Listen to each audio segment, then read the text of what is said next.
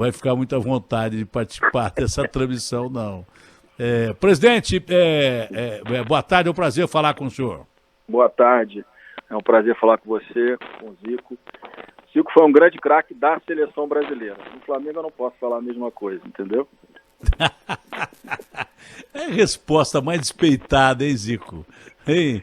Ele não pode falar mais a mesma coisa. Você enchia de gol o Botafogo, Zico, ou não? Mas, ó, na época do Zico, você tinha 4 grandes batedores de falta. 3 com certeza. O Zico, o Roberto Dinamite e o Mendonça. Acho que o Pintinho também era batedor de falta, não era? Quem? Mas... Pintinho, Carlos Alberto Pintinho. Carlos Alberto Pintinho. Agora, o Roberto Mendonça batiam, não era o Zico, mas também batiam muito bem falta.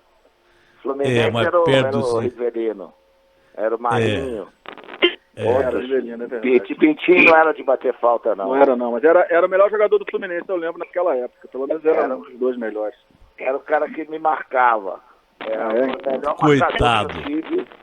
Foi o melhor marcador que eu tive. Porque jogava bola, né? Então ele não se preocupava em fazer falta, em parar a jogada, em marcar. Ele jogava.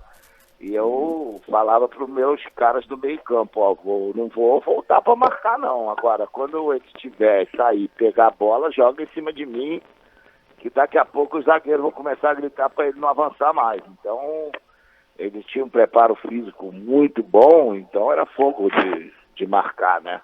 Então eu não me arriscava a isso.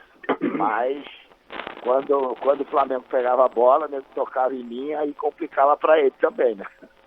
Olha, na política, como no futebol, eu vi que a coisa é do mesmo jeito. Quanto mais agressivo o cara mais drible ele toma. Porque o Pintinho era um jogador clássico. Era um jogador que não partia para a ignorância. O presidente Rodrigo Maia, é um prazer estar com os dois juntos aqui, são pessoas que eu gosto muito, mas essa reunião de hoje, se não for retórica, se ela for colocada em prática, ela foi uma reunião histórica. E parece que nós começamos a caminhar no mesmo rumo aí, no caminho de combater a pandemia. Não, presidente? Eu disse ao presidente semana passada, vamos fazer uma reunião para tratar do que nos une, não do que nos divide. Divergência todos têm, mas tem um ponto comum, todo mundo quer salvar vidas, todo mundo quer salvar os empregos, as empresas, garantir renda para os mais vulneráveis, todos querem as mesmas coisas, com caminhos diferentes, mas o objetivo de todos certamente é o mesmo. Então, o que a gente não pode, num momento de sancionar um projeto que vai garantir recursos para que estados e municípios paguem o salário de seus servidores, continuem atendendo a população, que todos não estejam juntos, porque esse é o mesmo objetivo de todos, certamente do governo federal, de estados e municípios e, claro, do Congresso Nacional. Ô Zico, com a visão global que você tem, já morou em vários lugares do mundo, né? Principalmente na Itália e no Japão, que são culturas diferentes, mas povo é povo em qualquer lugar, né? Como é que você está vendo o enfrentamento do povo brasileiro dessa crise terrível que começa a ficar mais difícil e a participação dos políticos nisso, Zico? Eu acho que o povo brasileiro ainda não está com aquela consciência que deveria ter. Quando acontece alguma coisa perto dos familiares, aí o pessoal abre o sinal de alerta. Então, isso é uma situação geral. Aquela coisa, comigo não vai acontecer. Então, ele desobedece. Agora, tem que se levar em conta também que as autoridades, muita desinformação. Então, você não sabe, as pessoas que às vezes não têm assim uma abertura legal para saber dos principais problemas, às vezes não sabem a quem seguir.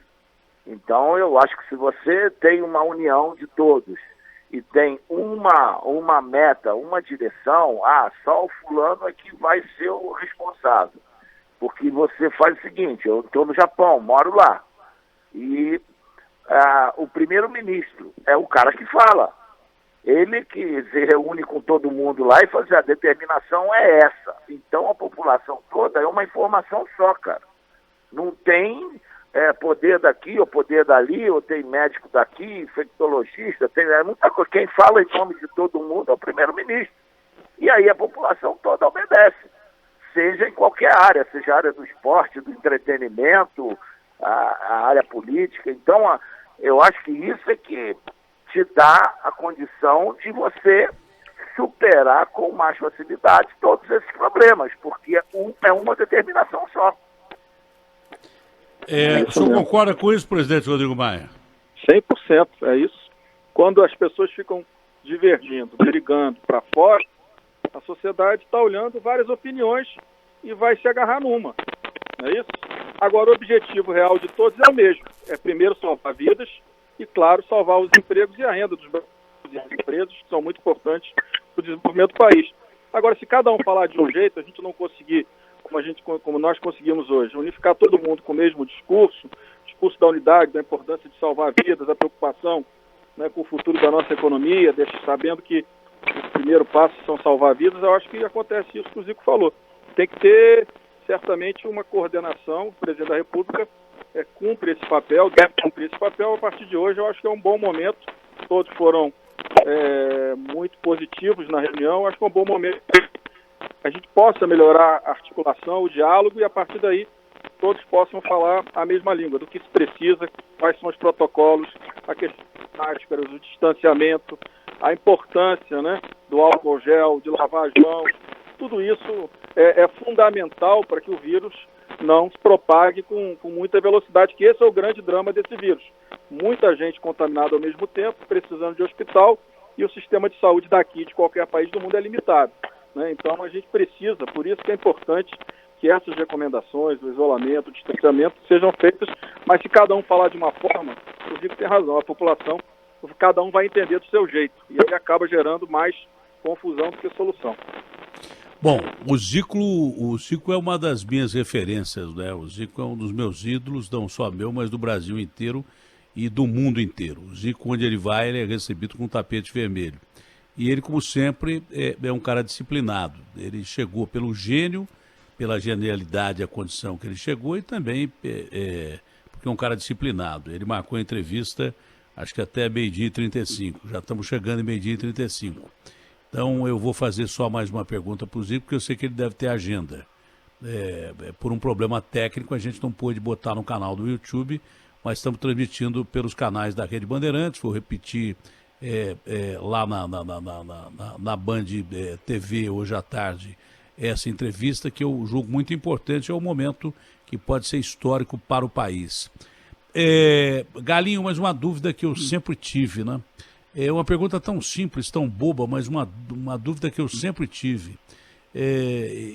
A pergunta é muito direta. Qual foi o gol mais importante que você fez da sua carreira? Para você, vindo assim, na cabeça, qual foi o gol mais legal ou mais importante que você fez na sua carreira? Pô, essa é molezinha, né, pô? Você é meu amigo mesmo. Você fez pouco gol, né? Vou até dar condição para você de que quando tiver com mais calma a gente faz lá no teu canal do YouTube e tal, desejar sucesso para você e tal, porque eu sei que às vezes surgem esses problemas, né? E o gol mais importante para mim foi o gol da final da Libertadores, de contra o Cobreloa, de falta, porque ali estava definindo o título mais importante da história do Flamengo. Então, aquele segundo gol de falta foi para mim, é o gol mais importante que me vem logo à cabeça, né? Eu, como torcedor do Flamengo, ter a oportunidade de fazer um gol que dá o título mais importante da história do clube, poxa, Deus foi muito bom e generoso comigo, né? Valeu todo o esforço, todo o sacrifício, todo o tempo que eu treinei faltas, que se eu fizesse só aquele gol já bastava, porque foi um gol importantíssimo que entrou para a história, né? Olha, é a última pergunta para a gente cumprir a nossa agenda aqui, e é até difícil fazer uma pergunta para um mito, para um ídolo, não é? Mundial, não é? Mas você teve um cara como referência, você teve um grande ídolo, você deve ter tido várias referências, mas um grande ídolo, e quando vem a pergunta na cabeça, você lembra dele?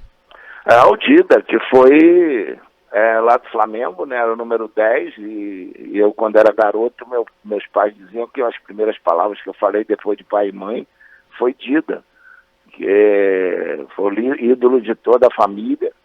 E lógico, depois eu tive meus irmãos, o Edu e o Antunes, que passei a acompanhar de perto.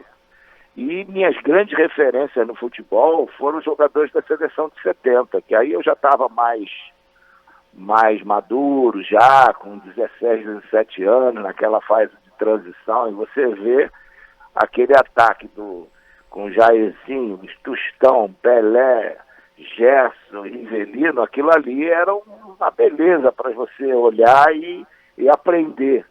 Então eles foram muito importantes no meu início de carreira, né, para o meu aprendizado. Esses caras foram minhas grandes referências também. Olha, é um gênio, mas eu já vi você fazer coisas mais interessantes do que ele. Eu não quero entrar em terreno de comparação, mas eu acho que você jogou mais que o Messi. Essa é a minha opinião, mas é a minha opinião. Inclusive o Messi nunca deu um chapéu em mim, mesmo porque eu quebraria ele no meio.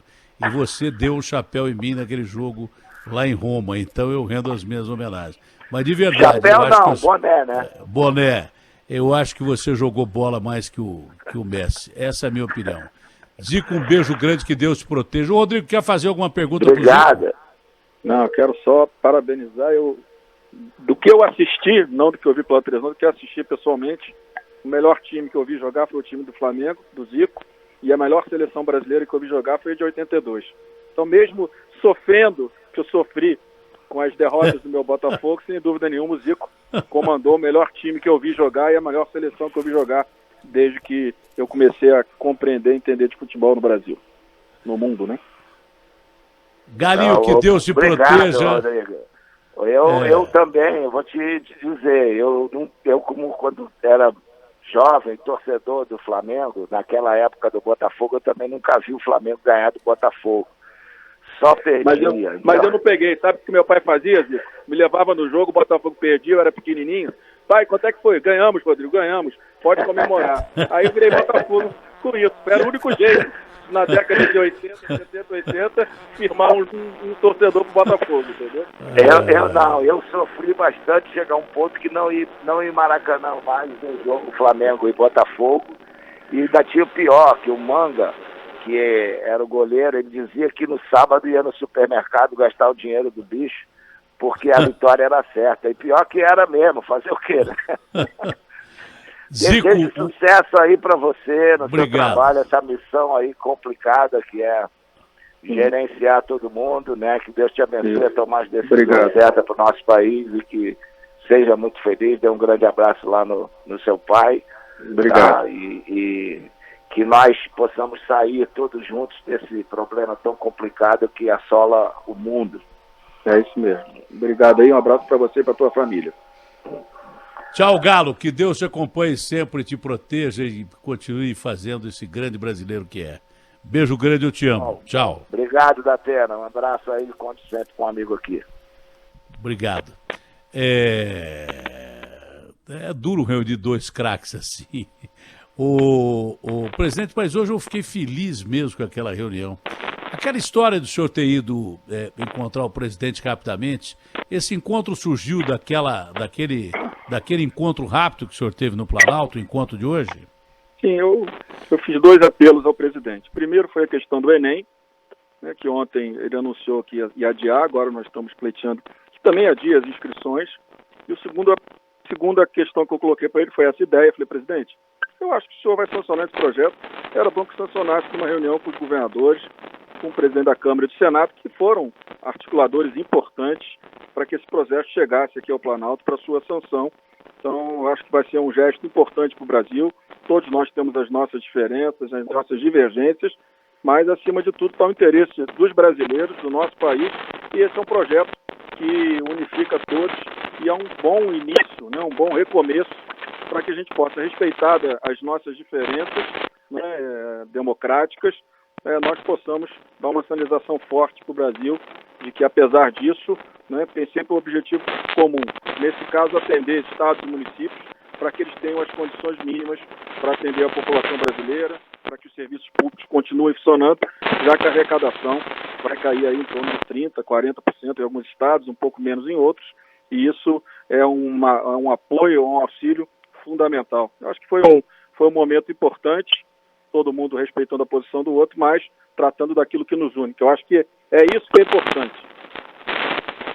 A minha preocupação era exatamente a fala do presidente Bolsonaro com o governador João Dória, que o estado de São Paulo é o estado economicamente mais rico da nação. É importante como qualquer estado da federação, mas aqui nós temos o maior parque industrial, tem uma grande economia, todos são importantes. O Brasil é uma federação.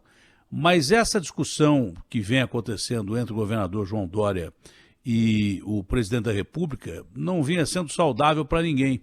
E eu senti, tanto por parte do presidente como do governador, eu senti sinceridade e aquilo, nessa pandemia, foi a coisa que me deixou mais aliviado.